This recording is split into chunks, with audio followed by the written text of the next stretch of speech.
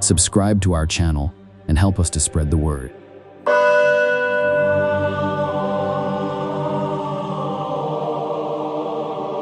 Catholic Meditation, February 22nd, 2024.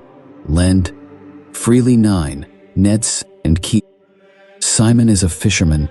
The boat, the Sea of Galilee, the fish, the nets, the landscape of Galilee that surrounds him is his horizon.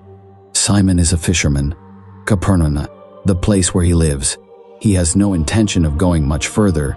One day, a rabbi from Nazareth asked for his boat.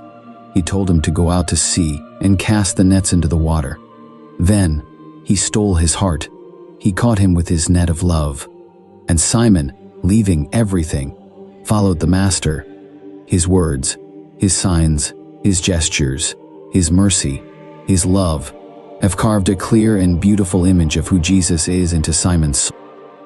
Together to a beautiful region, they talk about many things. I accompany you, Jesus. I try to answer your questions. St. Matthew writes, when Jesus came into the region of Caesarea Philippi, he asked his disciples, saying, "Who do men say that I, the Son of Man, am?" So they said, "Some say John the Baptist, some Elijah, and others Jeremiah, or one of the prophets." He said to them, "But who do you say that I am? You ask me, what I think of you, who I believe you are, how far my faith reaches. I am not quick, Lord, with my answer. Doubts restrain and weigh down my words. And then, someone steps forward, confirms, and guides what I would like to express without hesitation." Simon Peter answered and said, "You are the Christ, the Son of the living God." Jesus answered and said to him, "Blessed are you, Simon Bar-Jonah, for flesh and blood has not revealed this to you, but my Father who is in heaven. And I also say to you that you are Peter, and on this rock I will build my church, and the gates of Hades shall not prevail against it. And I will give you the keys of the kingdom of heaven, and whatever you bind on earth will be bound in heaven, and whatever you loose on earth will be loosed in heaven." Simon, the fisherman, is now Peter, the rock. Jesus, the Lord, protects his church, and Peter upholds it. The fisherman exchanges his nets for keys, the boat of Gennesaret for the boat of Jesus' church. The fish from the lake are now all the people seeking the peace of the heart of Jesus. Today, on the feast of the chair of St. Peter, I pray, Master, for the Holy Father, for his person, for his intentions, that you protect him, fill him with your love, and defend him from the power of hell. Mary, you are the mother of the church. If my hand seeks you, you will make my heart beat with Peter's, and I can find Jesus. I pray, all with Peter, to Jesus through Mary. If you enjoyed this guided meditation, don't forget to subscribe to our channel. And after this brief guided meditation, we will continue with the theological commentary on the passage MT 1613-19.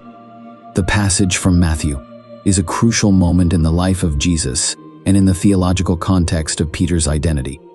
This passage is commonly known as the confession of Peter and the handing over of the keys to the kingdom.